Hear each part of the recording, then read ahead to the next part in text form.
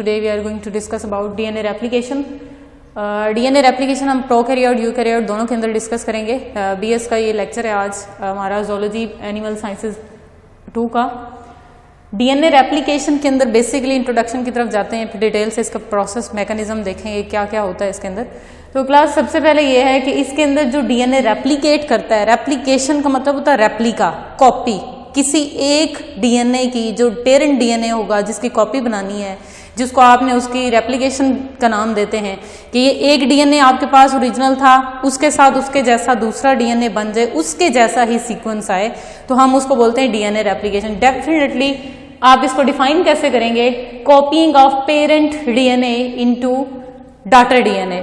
Parent DNA का strand एक होगा. आपको पता है कि DNA क्या होता है? डीऑक्सीराइबोन्यूक्लिक एसिड है, न्यूक्लियोटाइड से बना होता है और इसका एक पॉलीमर होता है. इस डबल स्टैंडर्ड होता है. डबल स्टैंडर्ड का मतलब एक स्ट्रैंड 5 to 3 प्राइम जा रहा है तो दूसरा भी 5 to 3 प्राइम होगा, बट इन अपोजिट डायरेक्शन होगा.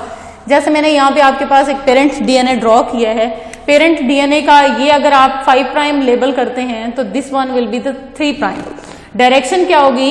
हेड आपके पास 5 प्राइम काउंट किया जाता है और जो उसके साथ न्यूक्लियोटाइड की एडिशन हो रही होती है वो 3 प्राइम पे हो रही होती है, तो उसको हम उसको टेल काउंट करते हैं. दूसरे नंबर पे जो स्ट्रैंड होगा, अगर आप इसको 5 प्राइम हेड बनाते हैं तो ये उसका क्या होगा? 3 प्राइम टेल होगी. ये जो पेरेंट DNA है, जब इसने अपने साथ रेप्लिकेशन करनी है, अपने न्यूक्लियोटाइड यानी इसके जैसा एक और स्ट्रैंड बनाना है, रेप्लिका बनाना है, तो आपके पास जो DNA रेप्लिकेशन का मॉडल दिया जाता है वो है आपके पास semi conservative model. Semi conservative model के अकॉर्डिंग ये चीज डिस्कस होती है कि आपके पास जो पेरेंट DNA है वो पेरेंट DNA पहले 2 स्ट्रैंड के अंदर अनजिप होगा. मतलब कि आपके पास जो एक स्ट्रैंड है एक 5 to 3 प्राइम एक्ट करेगा एज टेम्पलेट रेप्लिका के तौर पे, उसको कॉपी बनाने के लिए यूज होगा, और दूसरा स्ट्रैंड इसके 5 to 3 प्राइम होगा. दोनों के स्ट्रैंड के साथ उसकी न्यूक्लियोटाइड ऐड होंगी और अनटिल अनलेस आपके पास at the end of replication process आपके पास जो पेरेंट DNA था उसके 2 डॉटर DNA जो है वो आपको मिल जाएंगे. तो इस पूरे प्रोसेस को हम डिटेल से डिस्कस करते हैं कि DNA अपने आप को रेप्लिकेट कैसे करता है, उसकी जो कॉपी बनती है वो कैसे बनेगी. प्रोकैरियोट यूकैरियोट के अंदर दोनों के अंदर आज डिस्कस करेंगे. प्रोकैरियोट के अंदर DNA रेप्लिकेशन बहुत सिंपल होती है क्लास. वो इसलिए क्योंकि उसके अंदर जो है वो DNA शॉर्ट है. DNA का जो थ्रेड होता है वो स्मॉल इन साइज होता है, कुछ kbs का होता है, 1000 जो है वो आपके पास इतने न्यूक्लियोटाइड इसके अंदर मौजूद नहीं होते. लेकिन अगर आप यूकैरियोट्स की बात करते हैं तो यूकैरियोट का DNA वेरी कर रहा होता है. लाइक आपके अपने अंदर जो एक सेल के अंदर जो आपके क्रोमोसोम्स हैं वो ऑलमोस्ट 46 हैं, 23 पेयर की फॉर्म में होते हैं. तो उन सब का DNA, हर एक क्रोमोसोम ने अपना DNA रेप्लिकेट करना है at the time of cell division. बहुत जरूरी होता है. ये डिटेल हम माइटोसिस मियोसिस के अंदर पढ़ चुके हैं कि अगर DNA रेप्लिकेट नहीं करेगा तो क्या होगा. अगर DNA रेप्लिकेट नहीं करेगा तो जो गैमीट होते हैं, जर्म सेल्स होते हैं, जब वो फ्यूज करेंगे तो फिर नेक्स्ट जनरेशन के अंदर जो नॉर्मल नंबर रखना चाहिए था वो उसके अंदर मौजूद नहीं रहेगा. जनरेशन आफ्टर जनरेशन DNA का जो नंबर है वो डबल होता जाएगा. इसके साथ ये जो आपके पास पेरेंट DNA था, अब प्रोकैरियोट के अंदर सिंपल है, उसका DNA का थ्रेड शॉर्ट होता है, उसका टाइम पीरियड भी आपको शॉर्ट मिलेगा, उस कम टाइम के अंदर वो रेप्लिकेट करेगा. बहरहाल प्रोकैरियोट और यूकैरियोट दोनों के अंदर डिस्कस करते हैं. तो class copying of parent DNA जो है वो उसके लिए कुछ रिक्वायरमेंट्स होती हैं. सबसे पहले आपको चाहिए DNA पॉलीमरेज. पॉलीमराइजेशन क्या होती है? Addition of nucleotide to make a polymer. ठीक है, लाइक आपके पास एक थ्रेड है, इसके ऊपर एक 4-5 न्यूक्लियोटाइड हैं, तो इसको हम एक पॉलीमर बोलते हैं. इसके अंदर ये जो एक आपको नजर आ रहा है ये क्या होगा? उसका एक यूनिट मोनोमर होगा.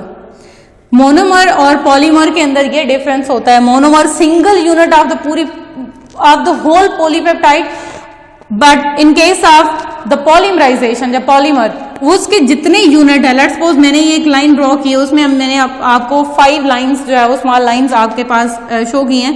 इसमें से एक लाइन जो है ये मोनोमर है, तो एज अ होल हम 5 की 5 लाइंस को क्या काउंट करेंगे?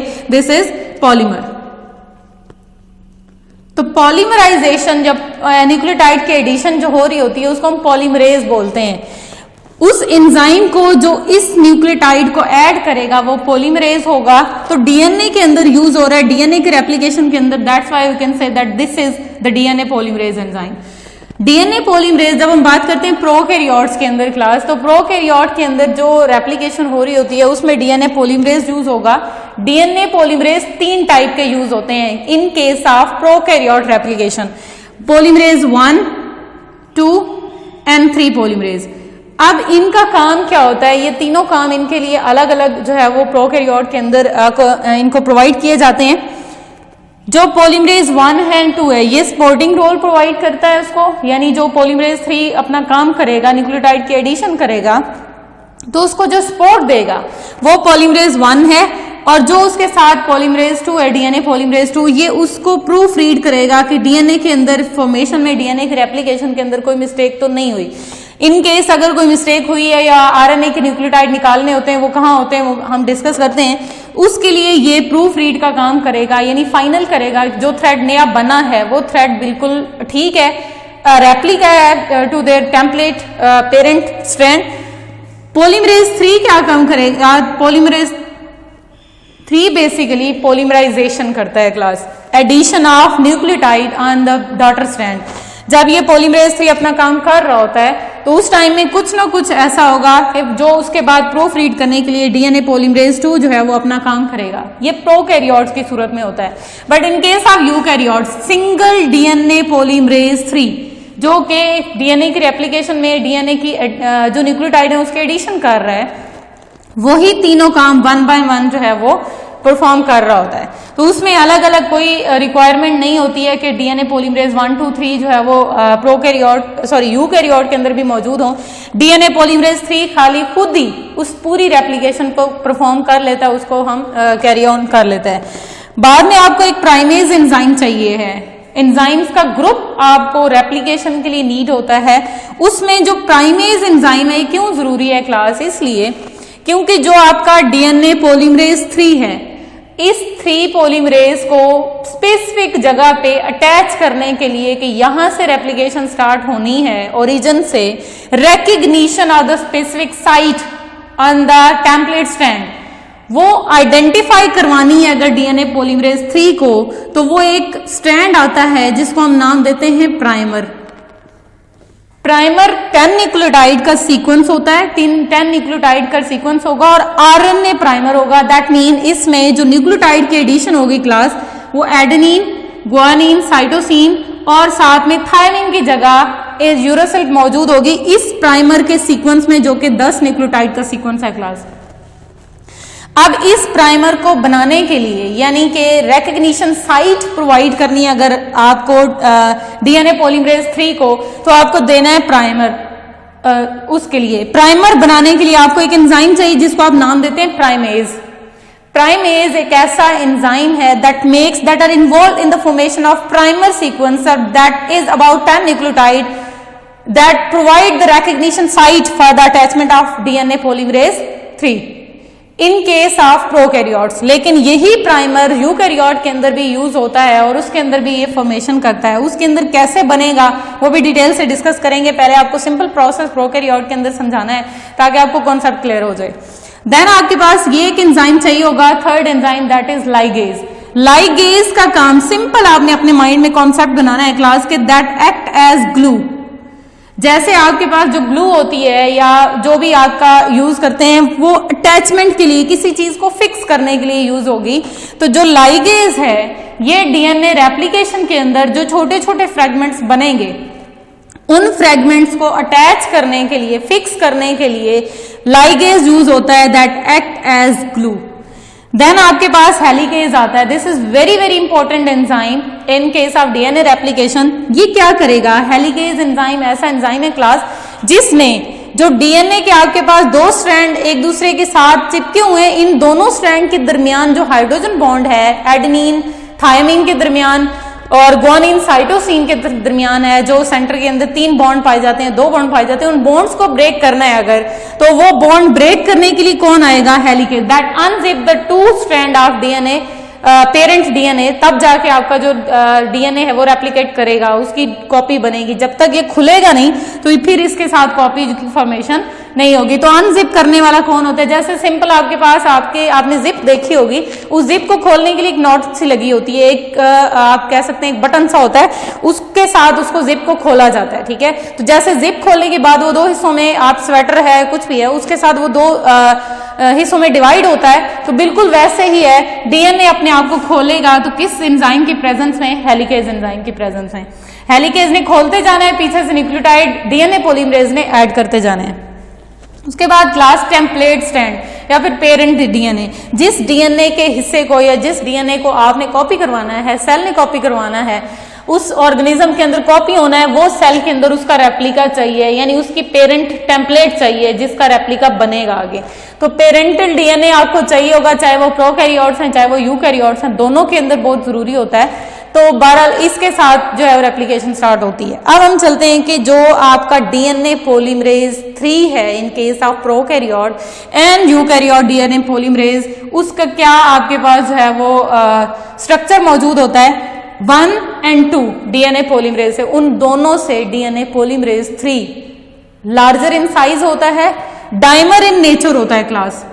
What means dimer nature? Dimer का मतलब होता है 2 यूनिट्स पे, डाइमर, मर का मतलब होता है यूनिट, ठीक है। डाइम इन 2, इसके बेसिक जो स्ट्रक्चर है वो 2 यूनिट्स पे बेस कर रहा होता है। 2 यूनिट्स के अंदर जो बेस है इसकी, इसमें एक लार्जर सब यूनिट होगा, ठीक है, और उसके साथ स्मॉलर, जैसे हमारे पास हमने राइबोसोम के अंदर भी डिस्कस किया था, लार्जर एंड स्मॉलर सब यूनिट्स होते हैं, तो बिल्कुल वैसे ही ये डाइमर बनाता है और डाइमर के साथ इसका एक लार्जर सब यूनिट और एक स्मॉलर सब यूनिट होता है। अब ये लार्जर और स्मॉलर का क्या काम होता है?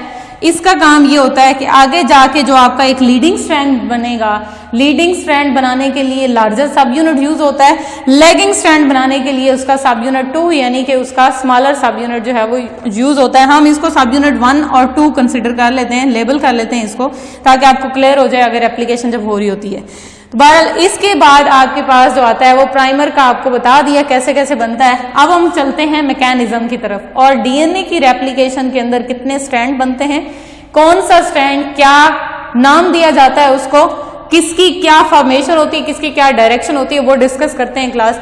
तो मैकेनिज्म में सबसे पहले आपके पास टेम्पलेट स्ट्रैंड है। इस टेम्पलेट स्ट्रैंड के दरमियान जो बॉन्ड है इसको ब्रेक करना है, दोनों स्ट्रैंड को एक दूसरे से अलग करना है। पहले ये स्ट्रैंड एक दूसरे के साथ यूनाइट थे और उसकी वजह क्या थी? उनकी हाइड्रोजन बॉन्डिंग थी, पेरेंटल डीएनए था, उसको हमने अनजिप करना है, दरमियान से हमने उनको खोल देना है। वो खोलने वाला काम कौन कर रहा है? हमने एक एंजाइम डिस्कस किया, दैट इज हेलिकेज। ये जो आपके पास डायग्राम है, इसके बाद ये जब स्टार्ट हो जाती है, रेप्लिकेशन स्टार्ट होनी है, हेलिकेज ने अपना काम करना है, तो कुछ यूं होगा, यहां से हेलिकेज ने अपने इसको अनजिप करना है। आपके पास 2 ही स्ट्रैंड थे, 5' to 3' और देन दिस वन डायरेक्शन, इसके अंदर ये 5 to 3 होगा, ये ऐसे करके जो है वो 5 to 3 डायरेक्शन होगा। दोनों के स्ट्रैंड के अंदर कोई आपके पास 3 to 5 डायरेक्शन में एडिशन ऑफ न्यूक्लियोटाइड नहीं होती है। Keep in mind, always addition of nucleotide run from 5 to 3', that means 5 will make a head and 3 is the tail. Addition of nucleotides will be on the tail side. इसकी reason क्यों होती है? क्योंकि 5 जो prime and होता है इसकी जगह पे मौजूद होता है, इसकी कार्बन नंबर 5 पे जो न्यूक्लियोटाइड होती है उसकी कार्बन नंबर 5 पे यहाँ पे मौजूद होगा फास्फेट, और इसके कार्बन, इसी न्यूक्लियोटाइड के कार्बन नंबर 3 पे मौजूद होता है हाइड्रोक्सिल ग्रुप, और हाइड्रोक्सिल ग्रुप रिस्पॉन्सिबल होता है for the formation of phosphodiester bond. तो फास्फोडाइस्टर बॉन्ड 3' एंड पे बनना है, तभी जाके वो जो है वो 3' एंड पे एडिशन ऑफ न्यूक्लियोटाइड कंटिन्यू होती है क्लास। दूसरा आपका स्ट्रैंड जो है वो 5 to 3 है, तो दैट मीन इसके अंदर भी रेप्लिकेशन जो है वो इसकी 5 to 3 ही होगी, but in opposite direction to template strand, the parent strand. Then अब यहां पे आपके पास ये जो पेरेंट स्ट्रैंड था इसको अनजिप किया। अनजिप करने वाला कौन सा एंजाइम है? हेलिकेज है, उसने अपना काम स्टार्ट कर दिया। जैसे ही हेलिकेज इसको अनजिप करेगा, बॉन्ड्स को ब्रेक करेगा क्लास, उसके बाद ही जो आपके 5 to 3' वाला जो आपका टेम्पलेट स्ट्रैंड था, पेरेंट स्ट्रैंड बन रहा था, उस 3' टेल वाले के अपोजिट जो स्ट्रैंड आपका बनेगा वो स्ट्रैंड उसका हेड होगा, मींस 5' एंड बनेगा। तो 5' एंड जब बनेगा तो इसकी डायरेक्शन जो होगी स्ट्रैंड की वो किस तरफ होगी? Toward the replication 4।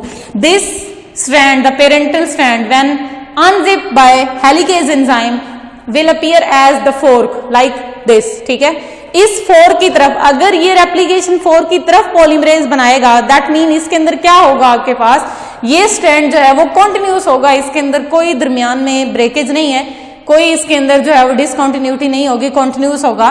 5 prime and पे पॉलीमरेज अटैच हुआ, कैसे अटैच होगा, आपको पहले बोला इसके साथ हमने एक प्राइमर लगाना होता है। प्राइमर 10 न्यूक्लियोटाइड का सीक्वेंस होता है और 10 न्यूक्लियोटाइड सीक्वेंस के अंदर जो रेशो हो रही होती है, जो न्यूक्लियोटाइड होंगी वो आरएनए न्यूक्लियोटाइड होती हैं। 10 न्यूक्लियोटाइड प्राइमर बनाएगा, जैसे ही प्राइमर उसके साथ अटैच होगा, कंप्लीमेंट होगा, इसके साथ ही यहां पे अटैच हो जाएगा डीएनए पॉलीमरेज 3। डीएनए पॉलीमरेज 3 जब प्राइमर पे अटैच होगा, उसने अपोजिट इस तरह मूव करते जाना है। ये जो डीएनए पॉलीमरेज स्टार्ट होने के बाद ये यहां पे पहुंचा है, इसने इतने न्यूक्लियोटाइड आपके पास जो है वो अटैच कर दिए हैं। ये जो स्ट्रैंड है ये लीडिंग स्ट्रैंड होता है, कोई डिसकंटिन्यूटी नहीं है, टूवर्ड रेप्लिकेशन जा रहा होता है ये स्ट्रैंड, कोई डिसकंटिन्यूटी नहीं है, कॉन्टिन्यूस होता है। जहां से इसने एक बार डीएनए पॉलीमरेज अटैच हुआ है तो डीएनए पॉलीमरेज ने कोई दरमियान में कोई स्किप नहीं किया, बल्कि कॉन्टिन्यूसली वो अपनी न्यूक्लियोटाइड जो है वो ऐड करता जा रहा होता है। तो इस स्ट्रैंड को आप नाम देते हैं that leading strand. Leading strand के लिए आप क्या रखते होते हैं माइंड में, ये होता है कि ऐसा स्ट्रैंड जो डीएनए पॉलीमरेज ने बनाया और उसकी जो डायरेक्शन है वो टुवर्ड द रेप्लिकेशन फोर्क है, उसको हम नाम देते हैं लीडिंग स्ट्रैंड। लीडिंग स्ट्रैंड का एक और नाम भी दिया जाता है जिसको हम बोलते हैं कॉन्टिन्यूअस स्ट्रैंड। ठीक है, अब क्लास दूसरी तरफ आते हैं। ये तो हो गया लीडिंग स्ट्रैंड। अब एक स्ट्रैंड ऐसा भी होता है, दोनों अगर पेरेंट के डीएनए जो है वो डबल स्ट्रैंड होता है तो दोनों स्ट्रैंड की कॉपी बननी होती है। अब इसके साथ क्या होगा, ये हेलिकेज जब खोल रहा होता है, हेलिकेज ने यहां तक इसको खोला था, इसने अपना डीएनए पॉलीमरेज लगा के शुरू कर दिया था, स्टार्ट कर दी रेप्लिकेशन कॉन्टिन्यूसली। इसका यहां तक, जब ये स्ट्रैंड यहां तक अनजिप हुआ था क्लास, इसका डीएनए प्राइमर यहां पे एक अटैच हुआ, एक प्राइमर जब यहां पे अटैच हुआ तो उसके साथ डीएनए पॉलीमरेज आके अटैच हुआ। डीएनए पॉलीमरेज अटैच होने के बाद इसने न्यूक्लियोटाइड ऐड कर दी टुवर्ड द 3 प्राइम। इसका ये 3 प्राइम है ना क्लास, तो इसके साथ क्या होगा कि जो यहां पे आपके पास ये 5 to 3 है, यहां से इसने एडिशन करनी शुरू कर देनी, क्योंकि बेस आपके पास क्या है न्यूक्लियोटाइड की, या आपके पास जो स्ट्रैंड है वो 5 प्राइम है, पेरेंट स्ट्रैंड है। तो जो उसका डॉटर स्ट्रैंड बनेगा it will be from 5 to 3 prime direction but in opposite in their direction. तो यहां से आपके पास क्या है, ये प्राइमर लगा, इसने ये स्ट्रैंड बना दिया क्लास, ये एक फ्रेगमेंट बन गया। इसी डीएनए पॉलीमरेज ने जंप करना है, जब दूसरा प्राइमर इसके साथ अटैच यहां तक बन गया, फिर हेलिकेज ने यहां से यहां तक खोला, तो वहां से वो जंप करके इस साइड पे आएगा, ये वाला डीएनए पॉलीमरेज इधर आ गया, इसने फिर न्यूक्लियोटाइड की ऐड कर दी, यहां से ये आपका एक फ्रेगमेंट और बन गया। फिर ये आपके पास आरएनए जो प्राइमर था वो आके लगा, फिर इसी डीएनए पॉलीमरेज 3 ने फिर जंप किया और आपके पास एक और स्ट्रैंड जो है फॉर्मेशन होगी। अनटिल अनलेस ये कंटिन्यूटी चलती रहती है, ये कंटिन्यूसली चलेगा आपके पास स्ट्रैंड, इसके अंदर ये फ्रेगमेंट्स की सूरत में जो है मूव कर रहे होंगे, एक जगह से दूसरी जगह जाएंगे और इस तरह ये बनता जाएगा। दरमियान में जितना भी गैप है बाद में फिल कर दिया जाता है। अनटिल अनलेस आपके पास at the end of the mechanism क्या होगा कि यहां से आपके पास 2 स्ट्रैंड जो है वो बन जाएंगे क्लास। 2 स्ट्रैंड कैसे बनेंगे, जब कंप्लीट होगी रेप्लिकेशन उस टाइम में एंड पे जब ये पहुंचेंगे तो उसमें क्या होगा कि आपके पास एक स्ट्रैंड कॉन्टिन्यूस बनेगा, दूसरा स्ट्रैंड आपके पास इस फ्रेगमेंट्स की सूरत में बना होगा। बट पेरेंट स्ट्रैंड के अंदर दोनों स्ट्रैंड जो है वो आपके पास अपीयर होंगे। एक आपके पास ये टेम्पलेट था, ठीक है, दूसरा आपका पेरेंट स्ट्रैंड जो है वो मैंने रेड लाइन से यहां पे ड्रॉ किया है, ये आपके पास ये स्ट्रैंड होगा। इसके साथ जो एडिशन हुई, इसके साथ ये पेरेंट स्ट्रैंड के साथ ये डॉटर स्ट्रैंड बना और दूसरे के साथ मैंने इसको लेबल किया एज ब्लू कलर। ठीक है, तो अपेरेंटली ये आपका टेम्पलेट स्ट्रैंड था, पेरेंट स्ट्रैंड था और ये आपका पेरेंट स्ट्रैंड था। रेड के साथ ब्लू बना मीन्स उसके जैसा, पेरेंट के साथ कॉम्बिनेशन रेड एंड ब्लू का दिया मैंने, तो जो आपके डॉटर स्ट्रैंड बने वो भी red and blue, that mean these colour indicating that the daughter DNA will be the replica of the parent DNA. अब आते हैं कि ये तो स्ट्रैंड बनेंगे, लेकिन क्वेश्चन है कि जो फ्रेगमेंट्स बने हैं, छोटे छोटे पीसेस की फॉर्म में बना है डीएनए, तो ये एक स्ट्रैंड कैसे बनेगा? वो स्ट्रैंड क्लास ऐसे बनता है कि जब आपका DNA polymerase 2 in case of prokaryote जब उसको प्रूफ रीड करता है तो क्या करेगा कि जो प्राइमर के अंदर यूरेसिल वाली एक न्यूक्लियोटाइड मौजूद थी वो उसको पिक करके बाहर निकाल देगा, थ्रो अवे। जब वो उसको बाहर निकालेगा उसकी जगह वो क्या डालेगा? यूरेसिल की जगह thymine in case of DNA, क्योंकि स्ट्रैंड डीएनए का बन रहा है तो थायमीन ऐड हो जाएगी। अब वो थायमीन ऐड करता जा रहा है, पीछे DNA ligase enzyme act as glue class, glue का काम करेगा, वो फिक्स करेगा उन न्यूक्लियोटाइड को। तो क्या होगा कि यहां से ये अटैच होगा, ये स्ट्रैंड उसने क्या कर देना है आपके पास कॉन्टिन्यूस बना देना है। इन स्ट्रैंड को सारे के सारे जितने भी आपके पास छोटे छोटे फ्रेगमेंट्स बने थे उन सबको यूनाइट कर देना है until unless eight the end of mechanism आपके पास क्या होगा, दोनों के दोनों स्ट्रैंड कॉन्टिन्यूस बन जाएंगे, कोई फ्रेगमेंट बचेगा नहीं। तो ये आपके पास जो है वो रिजल्ट होगा, एक पेरेंट जो डीएनए होगा वो 2 डॉटर डीएनए के अंदर रेप्लिका बना के जो है डिवाइड होगा। एक और चीज, ये जो आपके पास स्ट्रैंड था क्लास, इसको हमने नाम नहीं दिया, ये नाम आपके पास क्या होता है? Lagging strand.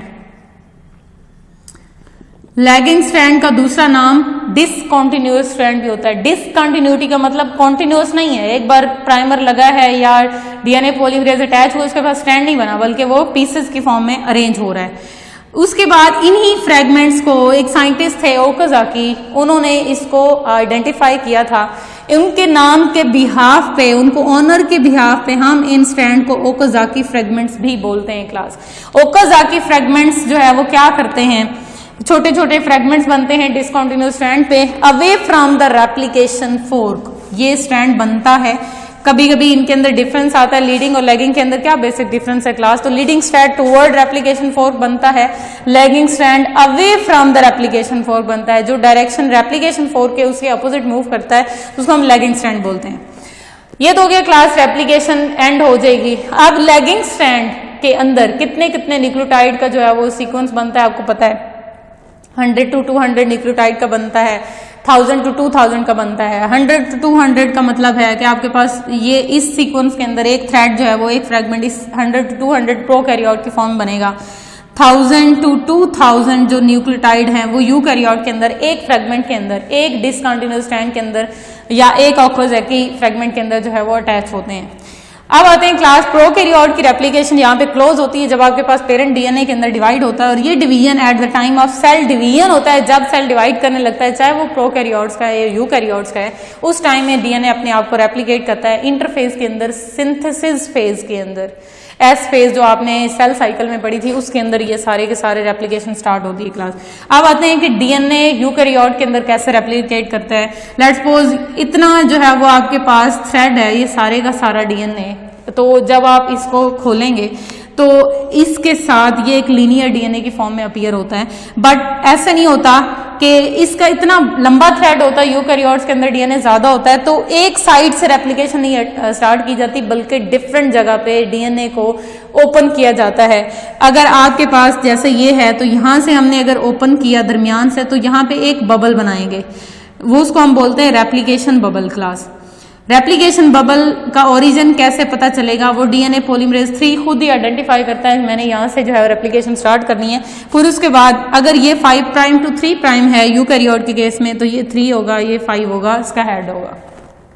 अब देखें, ये आपके पास जब अनजिप हुआ तो एक रेप्लिकेशन फोर्क की तरफ मूव कर रहा है, तो ये लीडिंग स्ट्रैंड होगा, यानी डिफरेंट जगह से डीएनए रेप्लिकेट करना स्टार्ट करता है। उनको हम जहां से रेप्लिकेशन स्टार्ट होती है और बबलिंग होती है उसको हम ओरिजिन बोलते हैं या रेप्लिकेशन बबल भी बोलते हैं।